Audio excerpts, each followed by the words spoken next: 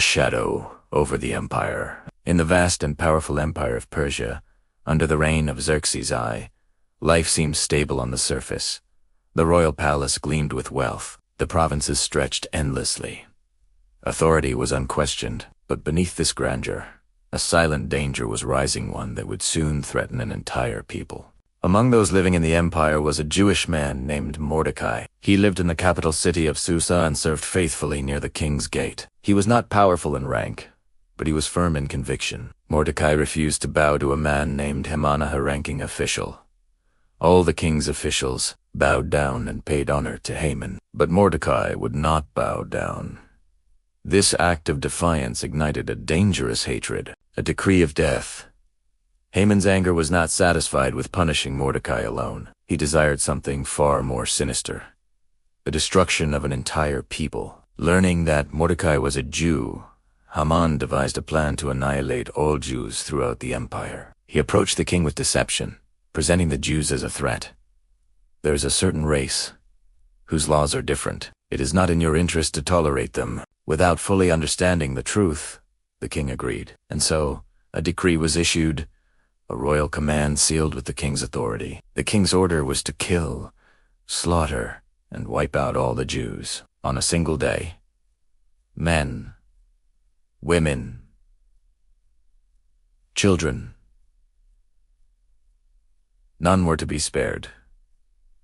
A city in confusion. As the decree spread throughout the empire, panic erupted. The city of Susa was thrown into confusion. Fear gripped the Jewish people. Their lives had been reduced to a countdown. While destruction loomed, Haman sat with the king, drinking sackcloth at the gate.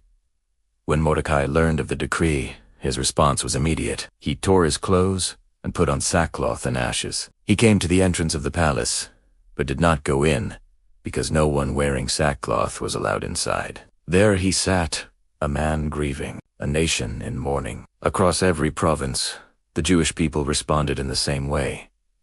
They fasted and wept and wailed, a queen unaware. Inside the palace, far removed from the chaos, lived Esther.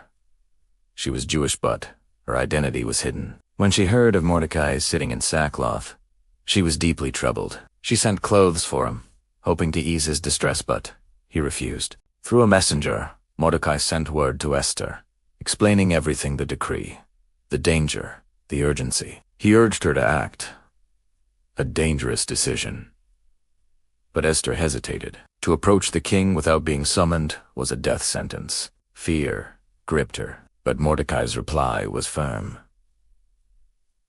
Who knows, maybe it was for a time like this that you were made queen. These words changed everything. A call to fast. Esther made her decision. Go and gather all the Jews and fast for me. Do not eat or drink for 3 days. The empire stood on the edge of tragedy. A decree of death had been signed. The people sat in mourning. The tension was unbearable. The meaning of the peril.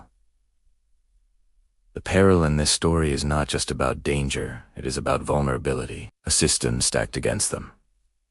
But it is also about faith in the face of fear. Mordecai did not remain silent.